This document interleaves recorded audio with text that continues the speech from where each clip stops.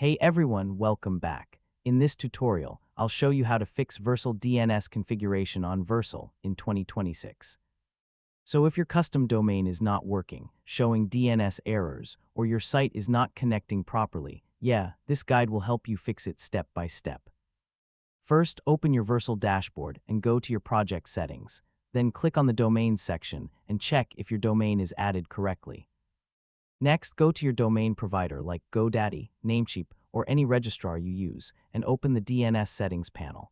Now make sure your DNS records are correct. For most setups, your www subdomain should use a CNAME record pointing to Vercel, and your root domain should use the correct record provided by Vercel.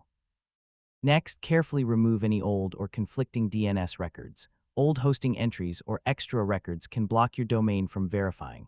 Now go back to Vercel and check the domain status. If it shows pending or invalid, click refresh or re-add the domain to restart verification. Next, wait for DNS propagation. This can take a few minutes or sometimes up to a few hours depending on your provider, so a little patience is needed here. Now check SSL status as well. Once DNS is correct, Vercel will automatically issue an SSL certificate for your domain. Next, test your domain in a browser and make sure both www and non-www versions are working properly.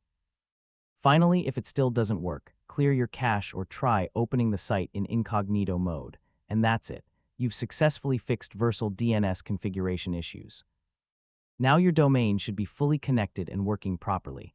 And don't forget to like, share, and subscribe for more tutorials like this.